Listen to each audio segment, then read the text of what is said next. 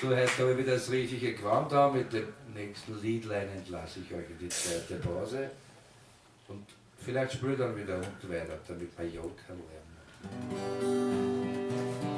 Ich frag's manchmal, warum tragst du immer Stolz, damit's nicht so lang auf die Ecke rumlässt.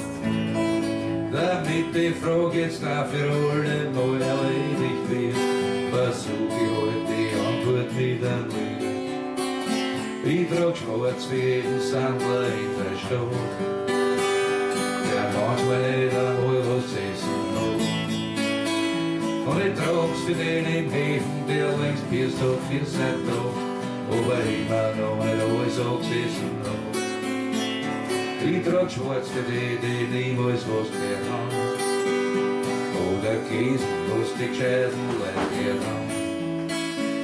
Dass ein Leben ohne Gewalt und ohne Wege möglich ist, sagt man's ihm, dann kann es, wie's ist gewesen. Für uns ist Leben was Leichtes, nehme ich an, weil auch jeder alles tun und lassen kann.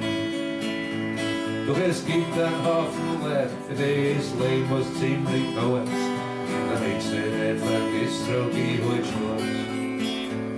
Ich trag's für die Alten und die Schwachen auch, für die Kranken im Spital, die ganz allein, für die Geschrocken in ein Kinderdorf oder sonst wo in ein Heim.